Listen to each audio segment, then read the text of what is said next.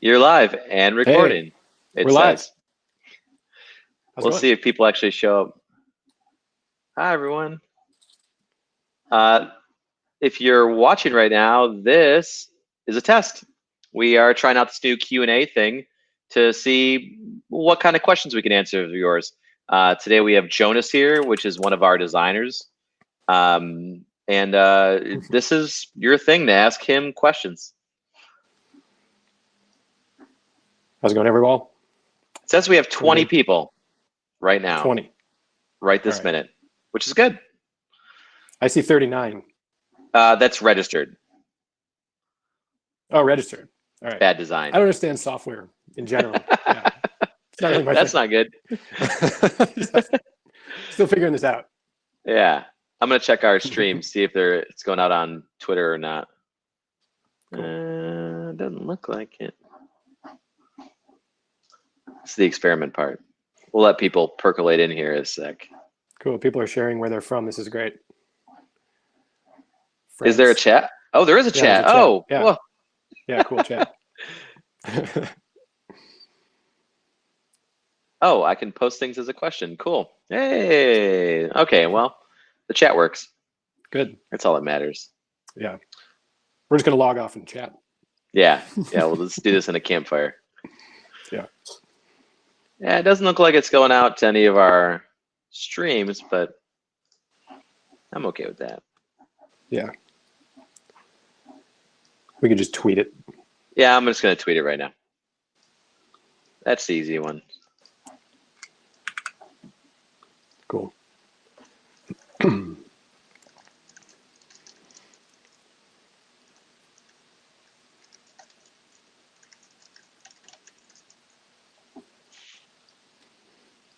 Good enough. All right. Should we get into it? Who's got questions for Jonas?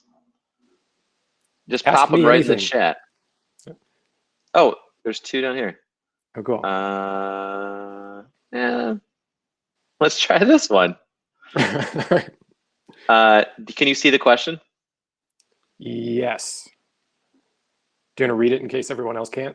Yeah, read it out loud so that we have it for the audio. Okay. Question is, did the development of Hey, our new product, bring about new design concepts?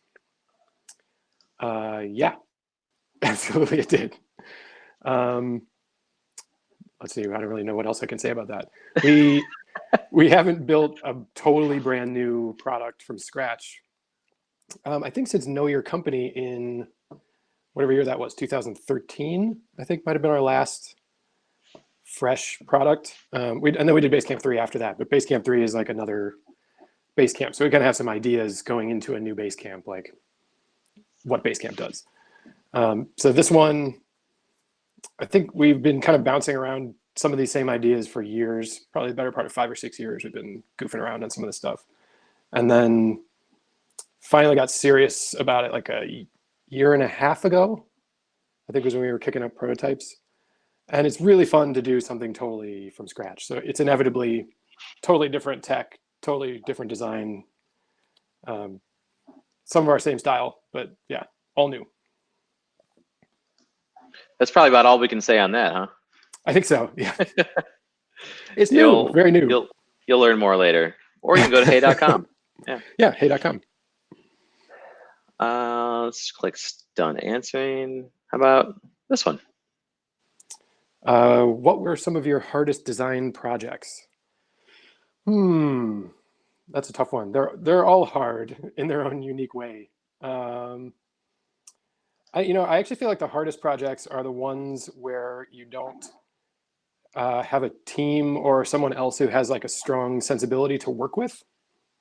I have the hardest time doing design for myself because it's hard to get feedback on something when it's just you. And so you get stuck in these like never ending cycles of like, you could do this, or you could change it this way, or maybe this looks better, or you could write it differently. So I find I'm a lot more productive when I work with at least one other person. So I think self-design maybe is my answer there. Cool. Someone asked, how on earth did you manage to buy hey.com? We don't know. How did we manage it? Yeah. Yeah, It was no idea. hard. It was hard and difficult and cost money. Took a long So time. it Yeah. took a long time. Yep. And we weren't sure it was going to work out. Oh, here we go. I Repeatedly. like this one. Yeah, I like Alex. Do you see that one? Oh, okay. 2 questions. What got you into design and what attracted you to work at Basecamp? For the first question, I took a super, super roundabout way into design.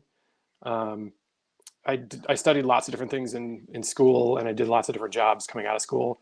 I got a degree in computer science, and then I went back to school and got a graduate degree in fine art. And then kind of got in web design. I've been doing web design since the 90s. I sort of started it a long time ago, just like kind of on the side as a thing I like to do. And then coming out of grad school, I needed to be able to eat food and pay rent. So I took a job doing some web design work and kind of continued on that. And I was doing like public marketing pages and stuff for a few different companies. And then at the last job I had before Basecamp, I discovered that I liked doing kind of more software design.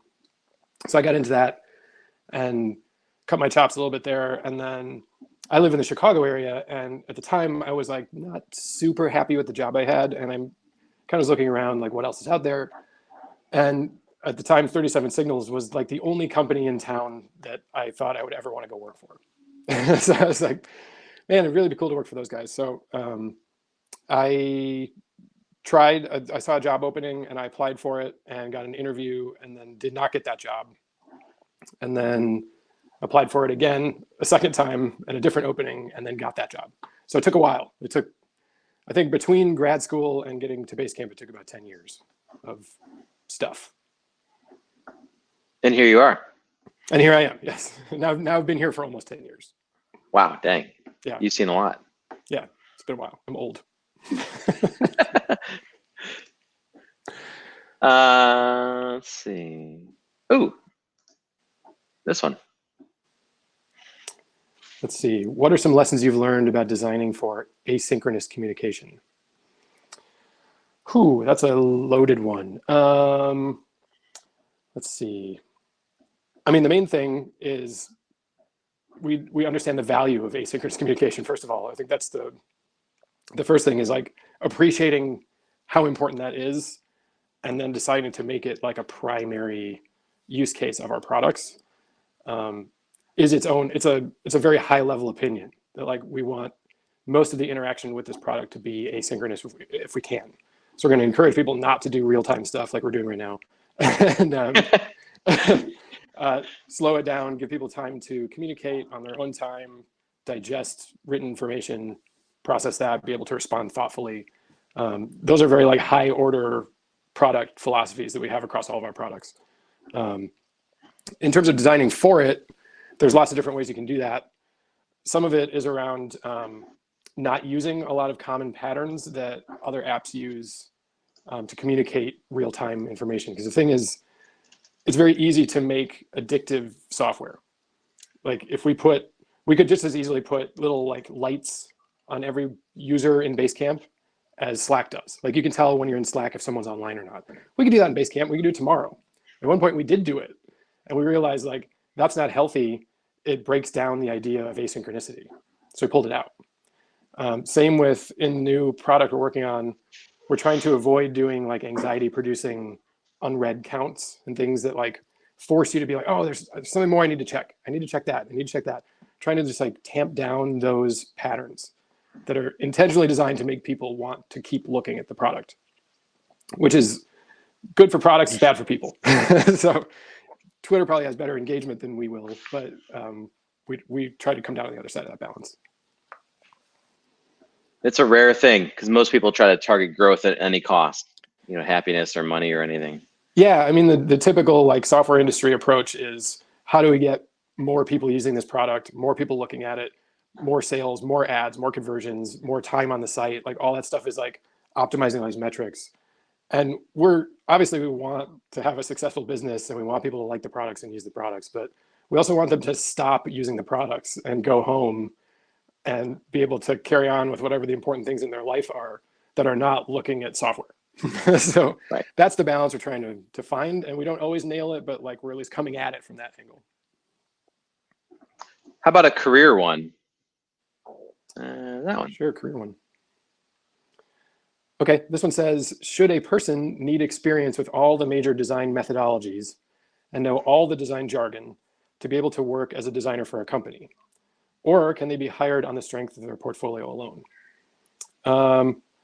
I would say, well, any place that would expect you to know everything and all the jargon and everything is probably not a place you want to work.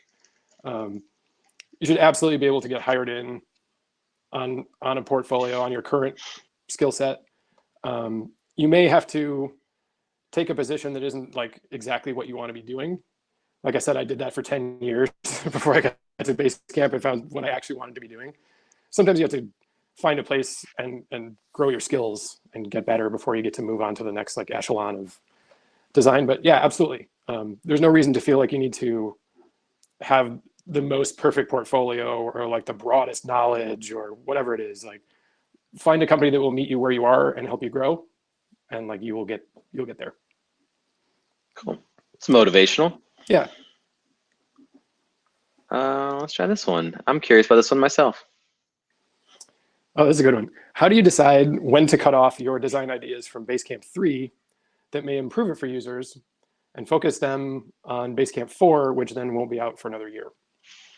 That's a good question. Like, when do you cut a product and be like, this product's done? There's not really like a hard and fast answer to that. I've been here since we did Basecamp 2. I got hired like right when we started working on Basecamp 2. So I've done a couple of Basecamps and a couple other products over the years.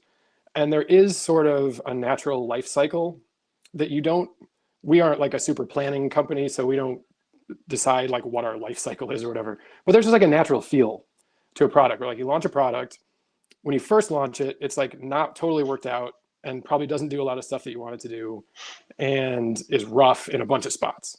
But you like need to get it out there. So you get it out there, and then people use it and they discover all the problems, and you learn from that, and you kind of build it and improve. And then at a certain point, you kind of plateau on that. And like, there's always more stuff you can do. You always have more ideas. There's always things to fix. Like, it never ends. Software's like a garden. You can just like do it forever. We could still be working on Basecamp 1 if we wanted to, and just like continually fixing it. But at a certain point, you kind of plateau on that, and you start to think ahead, like, what's our next bigger thing? Because as you start chipping away at the stuff on that product, the things that you're chipping away at get smaller and smaller. And there's a point where you're just like, I think we're okay. Like, we have a lot of firepower in terms of design and programming talent here. Like, are we using it the way we want to be using it, or is it time for us to do something new? And so there's like kind of a moment like that. It's a feel moment, not so much like a hard and fast, like, we'll do it every 5 years kind of thing. We just do it when we feel right. Cool. Yep. Here's a fun one. Favorites from another Jonas. Oh, hey, Jonas. What's your most favorite feature in Basecamp that you or the team worked on or worked with, designed, and why? So what's my favorite feature in Basecamp? Let me think of the ones that I've designed. Boosts is my favorite Basecamp 3 feature. We came up with boosts after we launched. Originally, Basecamp 3 had a feature called applause, which was like a clap button on a post, and you could clap for somebody and it would count up everybody who clapped. And that was the extent of the feature. It was just like, yay, like thumbs up 1. That was what you got every time you clap. And I think like the avatars or something would pile up.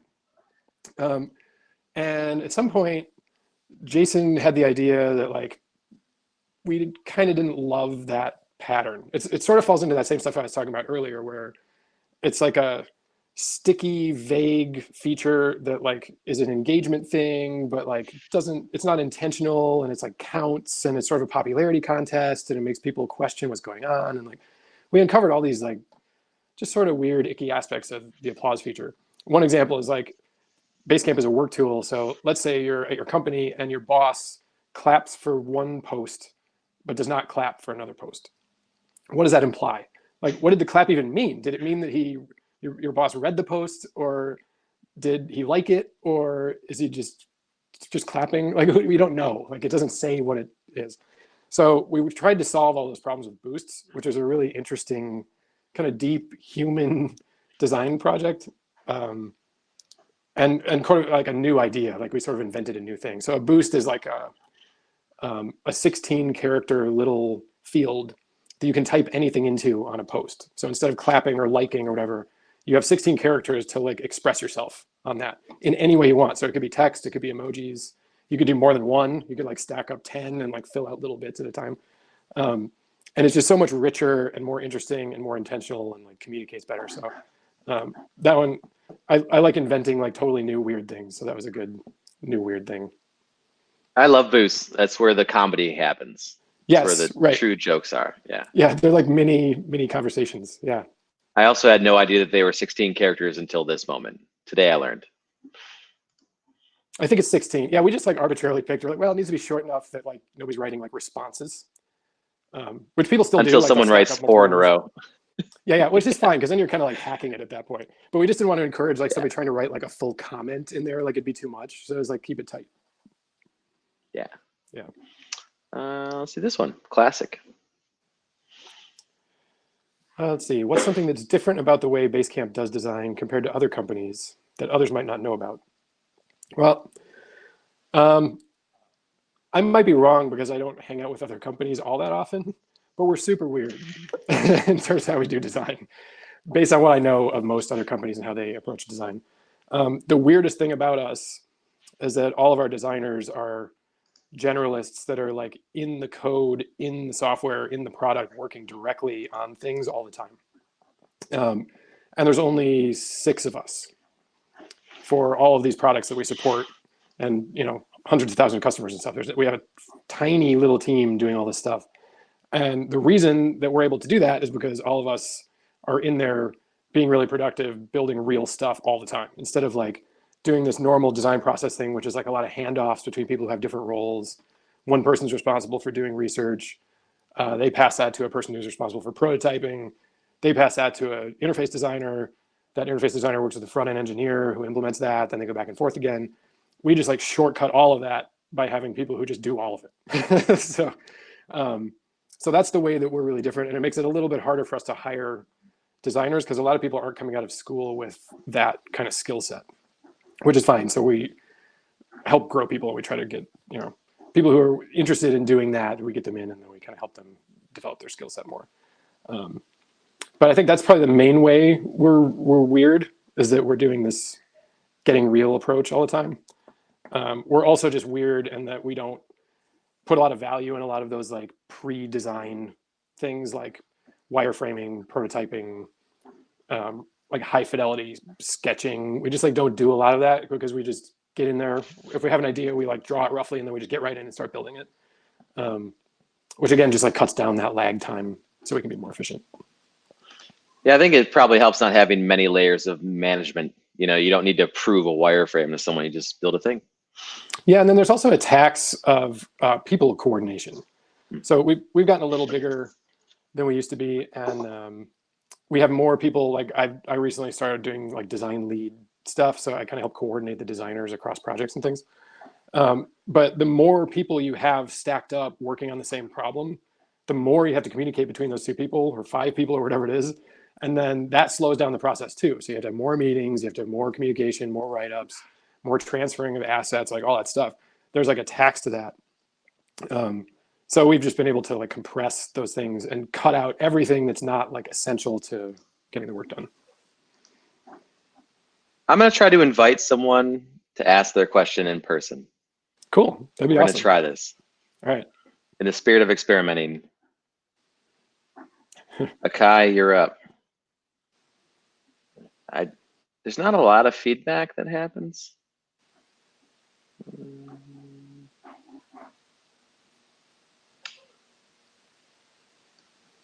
I would like to, it says accepted and connecting. Akai is on the way. Cool. Hi. Hi. Hello. Can you hear me? Yes. Do you have video? I can hear you, but I can't see. Unfortunately, my camera will crash my computer. Don't worry about it. Oh, that's okay. There's a hardware bug with a camera, so I cannot use it. And whenever I turn it on, it crashes the whole Shoemaker's children. Yeah. So sorry for that. That's all right. Yeah, here's my question. My question is, I really like some parts of Hello Weather, and I use it regularly, and I tried to build a weather app with a friend of mine. Me as a designer, he is a mostly developer and also designer, and it kind of fell asleep. Yeah. So and there were some similar ideas. So I really like some of the characteristics. My question is did I think it's 3 of you, right? Did you manage to grow it into business? And if so, or if not, what was the way or the path towards this? Okay. Yeah. How did we grow it into a business, and if so, how? Yeah, we did. It's a tiny business still, but I feel like at this point I feel comfortable enough calling it a business because it does make enough revenue to like exist and potentially pay us a little money, which was not the case for many years leading up to now. So that's only really happened within the last 2 or 3 years. And the way we got there was basically by building the product that we wanted, keeping it cheap and free when it was bad. And then once we felt like it was good enough that we kind of were onto something, we started charging a little bit and then have gradually grown the amount that we're charging as we've built the app to be more sophisticated. So it used to be, we were a very simplistic app in a category that's like a free tier, along with a bunch of other apps that like were simplistic. And then we evolved the product up to the point that now it's become more of like a still simple, but like slightly more professional level app that is like justifiable to charge for. Like one of the ways we did that is we added an Apple Watch app and complications and stuff. And it's just like, that's a whole other tier of complexity to add to the app and a bunch more functionality people are willing to pay for. So that's kind of how we got there. We sort of like started with the root of an idea, kept it inexpensive, and then grew it. And now it's doing well enough. We just this year sort of reincorporated our little fake mini company that's just a shell company basically.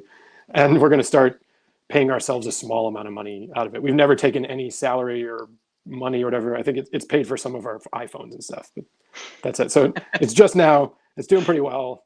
We have like 15,000 people subscribed to it, which is pretty cool. And it's doing okay. So we're finally going to be able to like pay a little bit back.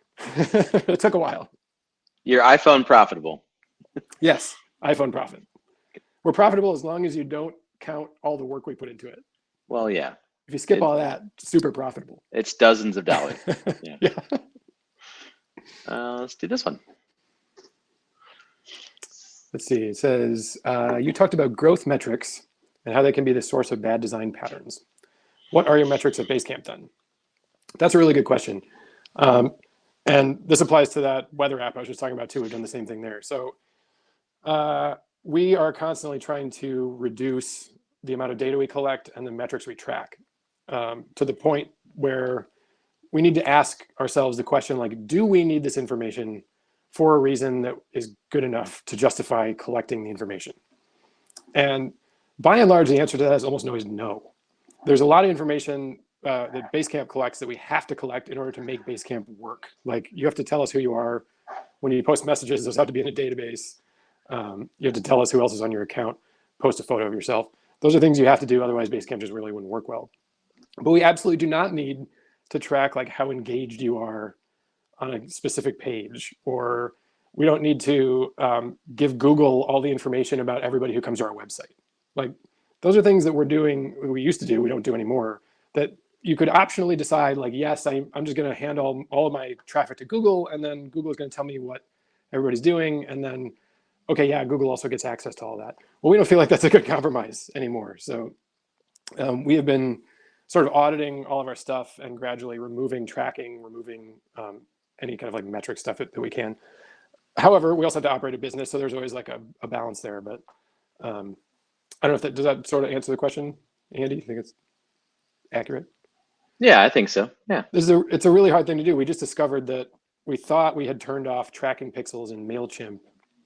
And then there's some spots where like maybe it still is tracking, even though we told it we don't want it to. Mm-hmm. So it's like, even when you decide you care about this and you want to get out, it's very hard to get out because all these other tools do data collection as like an implicit concept. They're just like, no, everybody wants data, so you just get data. If you use this tool, the data's there. And it's like, no, Yeah. we don't.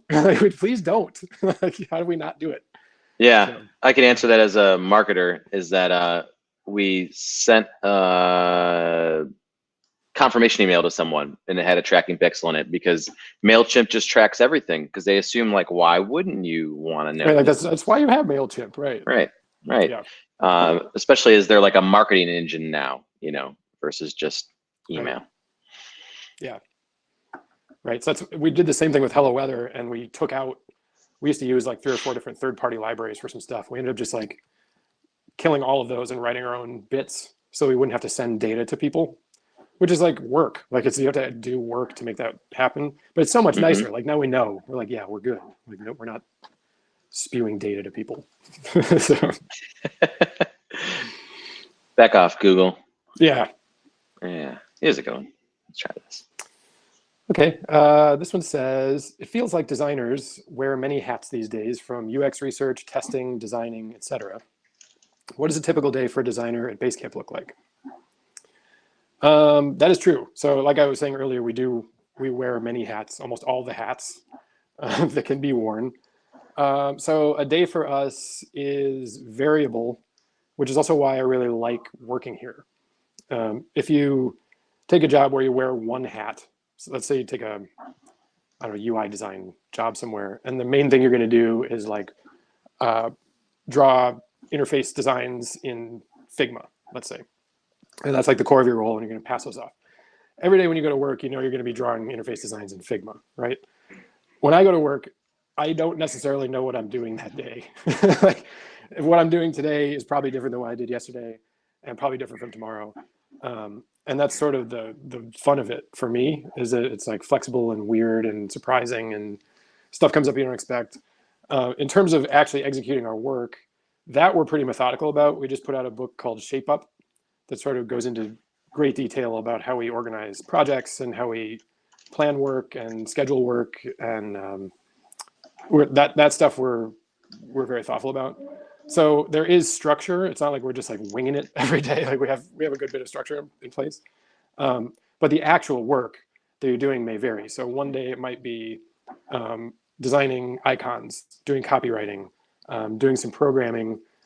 You might be working with another team. You might be, prototyping a new app that doesn't exist. Like there's just like a huge variety of work that might go on. So the work itself varies a lot. The process tends to stay pretty similar. I made a button at the bottom of the stream that you can go read Shapeup. That's amazing. Yeah. This thing has button I guess it does. It's even animated. It's got a little like a shine that rolls across it. Flashy buttons. Very nice. Really nice. Yeah. Gotta be using Bulma or something. Yeah. Can you see all of the questions or just the ones that I click on? I think I can see all of them. Do you have a favorite one here of these? Let's see. How about this first one? The approach to a new project or feature? Yeah. Cool. Boom. Cool. Yeah, the question is, can you talk a little about your approach to starting a new project or feature? What are some of the first things you do when designing something new? So we almost universally start new things by very roughly sketching them out. And I wish I had a picture of this. I don't have a picture right now, but in our office in Chicago, there's blackboards in these team rooms. And a lot of the time, if you visit our office and you go in the team room, you'll look at the blackboard and it'll just look like a bunch of nonsense, like chicken scratches. Like it's like, you won't have any idea what it is. It's like circles and boxes and lines and like scribbles. That's like the extent of our sort of pre-work before we start doing work. Is like, we get together, talk about an idea, try to bounce some ideas around it, and then we'll start in on it. Now, lately, for the past few years, we've been doing this process from Shapeup, which is that before we start actually building a thing like for production work, we are like shaping group, which is Jason Fried, our CEO, David Hennemeyer Hansen, Ryan Singer, a couple other people. We'll kind of shape a bunch of the projects and think them through, come up with an idea, make sure that it's like well thought out, that we can actually implement it. They'll talk to tech people at the company, decide like, how are we going to actually build this thing? Is it possible? Are there gotchas?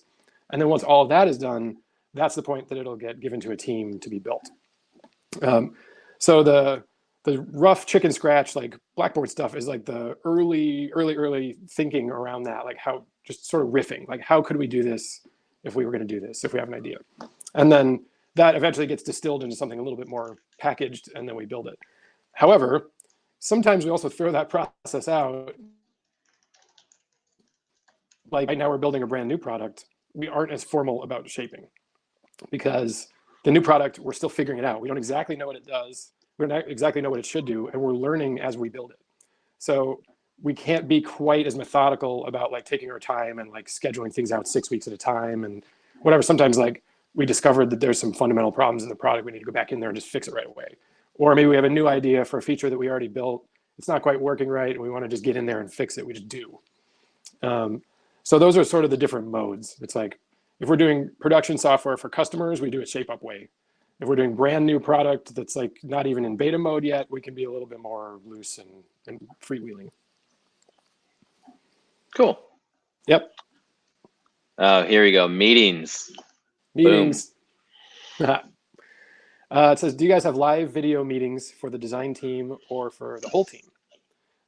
We do, that reminds me, I actually need to schedule one of those because it's been a while. So, whoops, I lost my headphone. So what we do for the design team currently is we do bi-weekly one-on-one meetings with me and every designer, mainly as a way to stay coordinated. And we do those in this format, like with Zoom or whatever.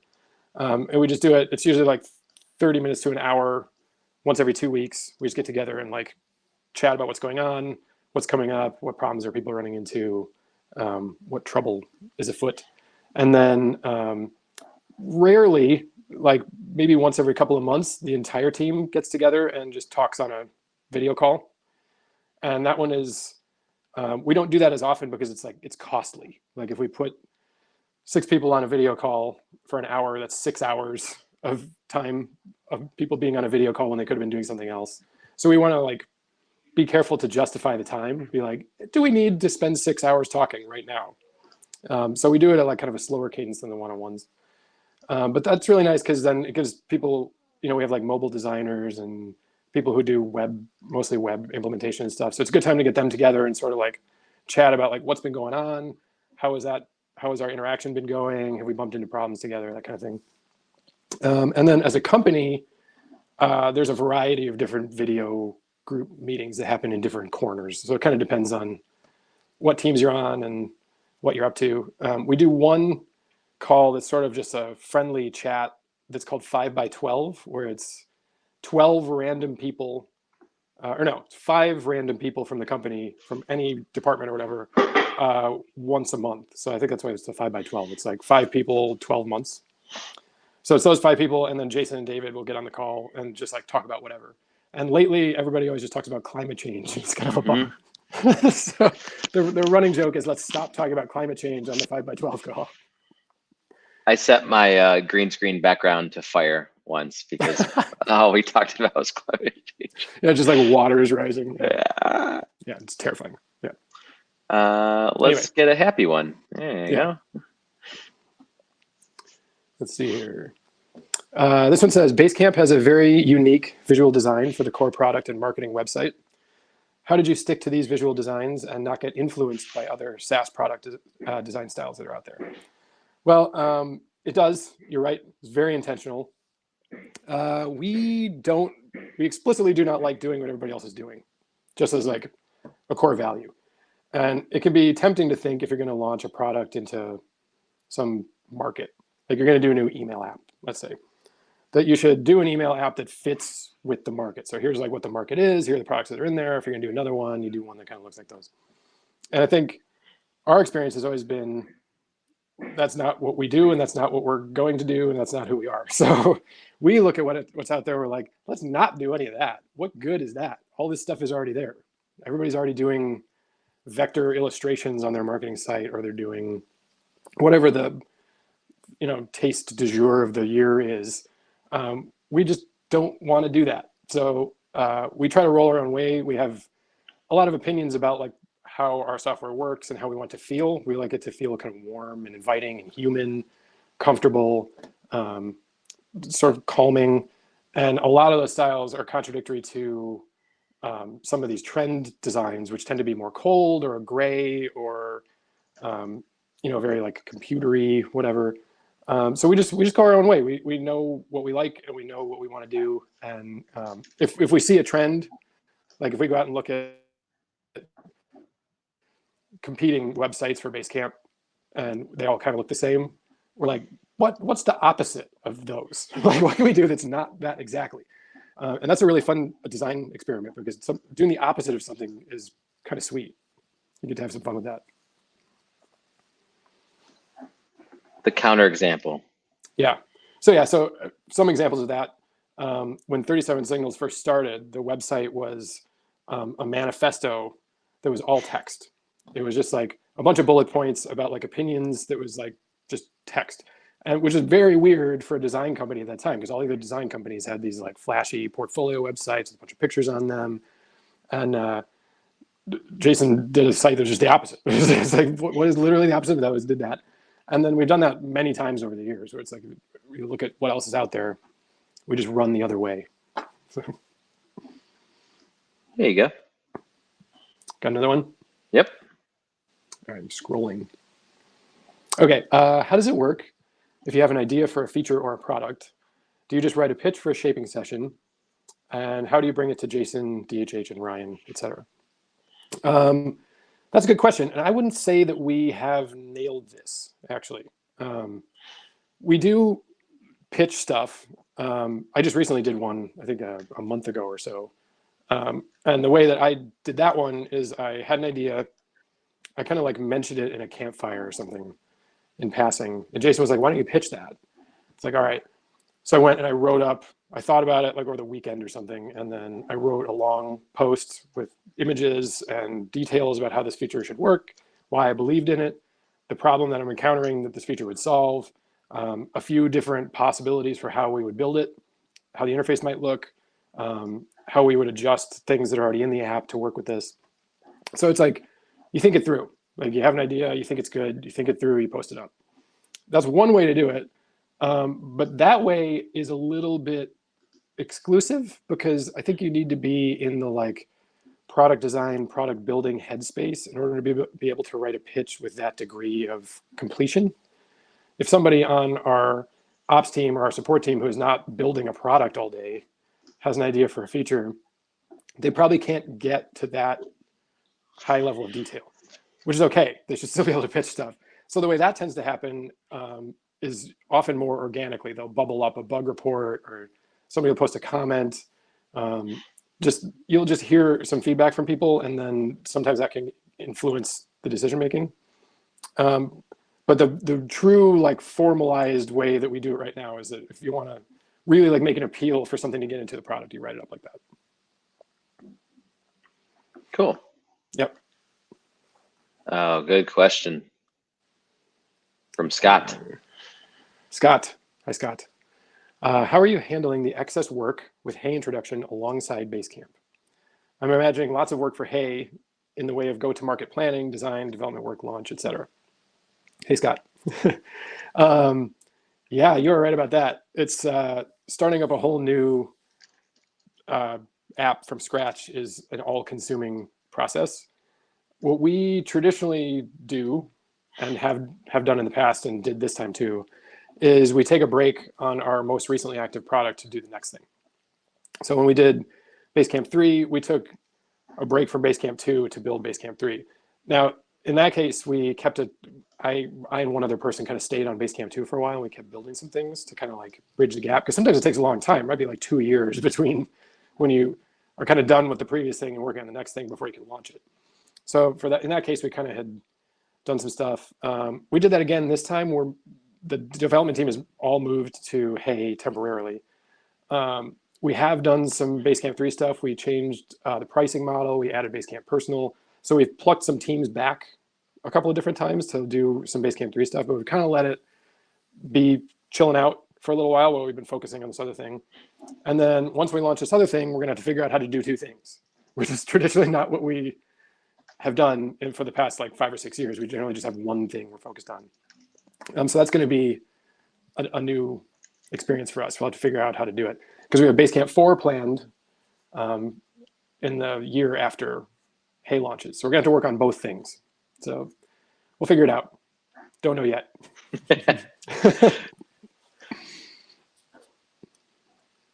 Scanning.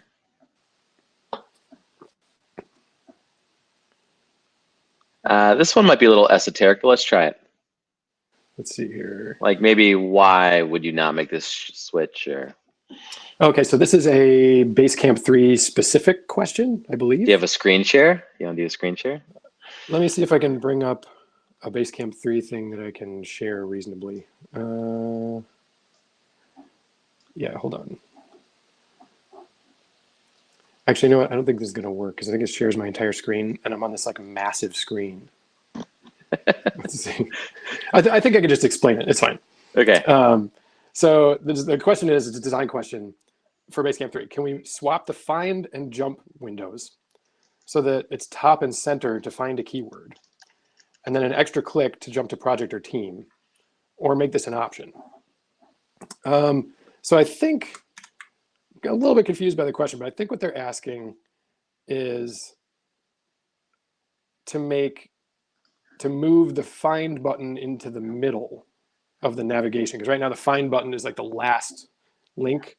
I think they're saying put the find button in the middle, and then maybe have the jump menu stuff, which is the jump menu in Basecamp 3 is like sort of a pro, like a heads up display feature where if you hit like Command J, you can type something and it will take you quickly to that thing. It's sort of like Spotlight on Mac or whatever. So I think they're kind of asking, can we like put find in the middle and then combine the functionality of find with jump? Which is a good instinct, and we have had this debate actually quite a bit. When we originally built the jump menu, it was like, why do we have two things? Because it feels like find is jump and jump is kind of find in a way. It's like both of them sort of do the same thing. You're like clicking a thing and then typing some information and like going to a thing. What we found though, which maybe we might change our minds on this later. I don't know if we got it right. We kind of found that like searching is a mode and jumping is a mode, where it's like if you want to get around the app quickly, you're not doing a full text search exactly.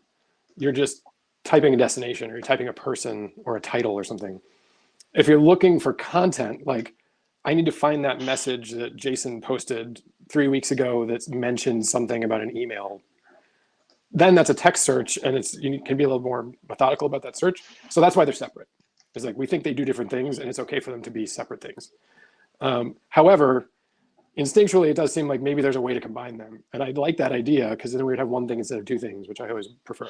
So maybe there's a way. Maybe in Basecamp 4, we'll figure it out. More design opportunities. Yeah, that's right. We got a question from Trello. Uh-oh. Oh, cool. Yeah, let's do it.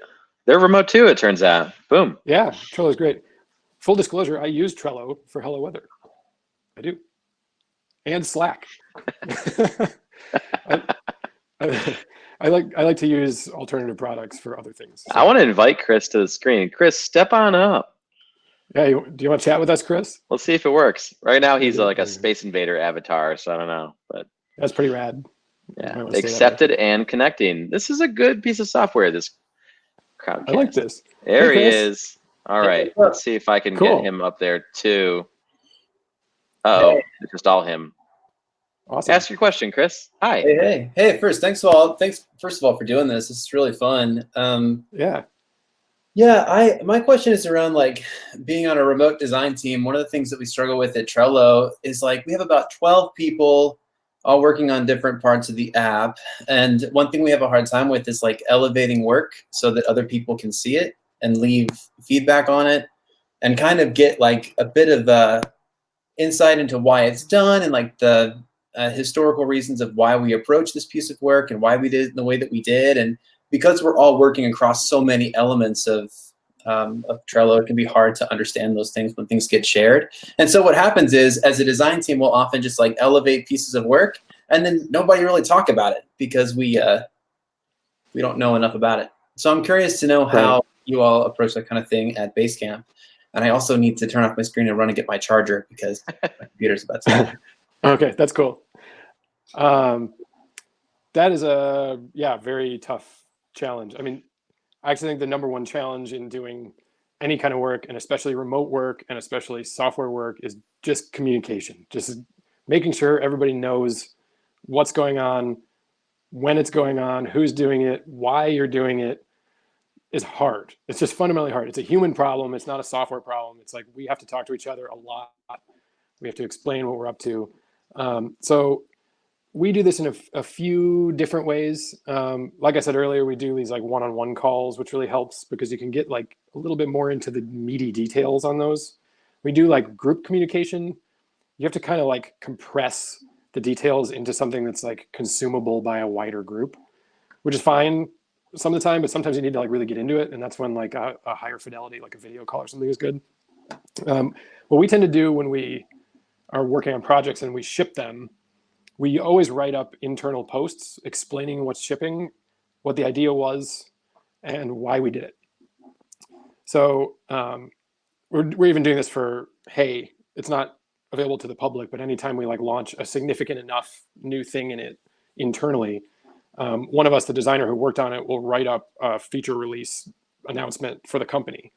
And we write it up in detail. We include screenshots or GIFs or video, screen recordings or whatever, and explain like the thinking behind it. Here's what's new. Here's what's changed. Like sometimes some of the stuff is experimental. So we're like, we don't know yet. If you have ideas about this, tell us. So we try to just like, to the extent possible, always share the background thinking and then the result and open up conversations as much as we can. The tough thing is, you're right. Like a lot of times people will see the post and they're like, cool, thumbs up, like good to go on that. But like, that might be okay. And the only other thing you can do is sort of like reach out in a more like personal way to certain people. If you haven't heard feedback from certain corners of the company, you can kind of reach out and be like, hey, do you know what's going on? Or like, are you cool with these changes? Like that kind of stuff. So it's definitely a mix. It's like you need to do kind of all the communication styles. Cool. Yeah, thanks. Thanks, Chris. All right. We're at 47 minutes. Maybe we'll do just one or two more. Cool. I like this. Where does Shapeup break up? Okay. Speaking of Shapeup, where does it break in the design process? I assume it doesn't work well for discovery or exploration of larger or more vague topics. Or does it always go into shaping first? Yeah, so there's sort of an art to that whole process, which is before anything even gets into the shaping moment, we've kind of been like background aggregating information coming at us. Maybe we've been like using the product and we've run into some friction with it in some way and it's kind of been like nagging on us, or we've seen customer requests about stuff sort of in this category of things, or walking down the street and somebody's like, hey, I use Basecamp, but man, there's this one thing that really drives me crazy. And you get like, you just like are kind of constantly seeing and using and absorbing information. On top of that, Ryan especially goes out and talks to customers specifically to learn more about like why they signed up for Basecamp, what's going on with them, what they're using it for, what their company does, that kind of stuff. So we have a lot of like background collection of information that's way outside of project work or shaping. It's just like hearing, listening. And then when we're scheduling work or we're trying to think about like what work is going to come up, that's the point that we start to distill a lot of those things and see if like some of them are in little like constellations that make sense as a project. So sometimes we'll have customer feedback about 6 different topics that don't seem like they're interrelated, but they actually are interrelated. And then we have an idea that's like, oh, if we did this thing, we were able to gel all of these problems we have with these different things into this one idea, and then let's try that. And so that's an idea that we would then go through the shaping process, see if we can work it out, consult our technical teams, and then if we kind of pass the test, we give it to a team to build. So I'd say that's sort of the overall like approach. But like I said earlier, sometimes even that doesn't work. Like when we're building a totally new app, we're looser. We just can't be that methodical. So it's like we don't spend quite as much time on the shaping phase. We don't have as much background knowledge about the problem because it's new. So we're sort of winging it a lot more. So Shapeup is a thing that you can like dial up or down depending on the situation you're in. Cool. Yep. Let's do one more. Let's do Cool. one from alternate Jonas. Jonas from the upside down. Hey, alternate Jonas. Do you have tips for clear communication? I know it's really hard and takes time for practice, but do you have any resources or tips that could help improve communication skills? Yeah, it's super hard. The one thing I feel like helps me be better at communication is I tend to think about written communication or even meeting communication to be similar to a design problem, where in design, you're making something that you're trying to communicate to a person that they can understand immediately and use to like achieve something. You're doing the same thing when you're doing written communication. It's like, think first, like when I'm going to write this up, like let's say I'm going to announce a new feature, or I'm going to, even better example, I'm going to maybe like pose a question to the management team here. Like maybe I need them to help me make a decision. That's like a stressful communication moment because you're putting yourself kind of on the line. You're like I'm going to send a message to the CEO and ask him for something. You really have to think about like, what do I want that person to get out of this message that I'm writing? And what do I want them to do for me in return, if anything? Sometimes you don't need anything in return, but if you do, what do you need done? And my approach is always like trying to make it easy for the person who receives the communication to know what they need to do. That's like the root of good communication. It's just like thinking of yourself in their perspective and then trying to craft the message in a way that they'll be able to understand and do something with in a like frictionless manner.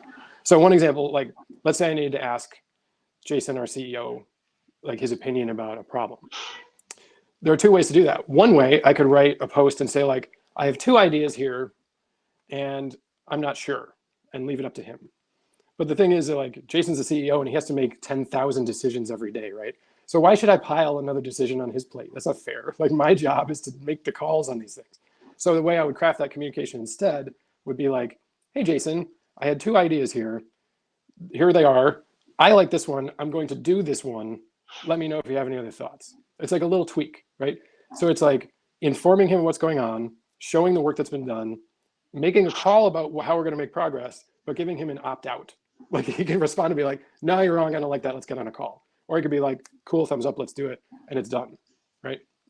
So that's the kind of thing I'm talking about, like thinking through communication in that way, like thinking about the other person's situation, crafting it for them. I think is my suggestion. Cool. Yep.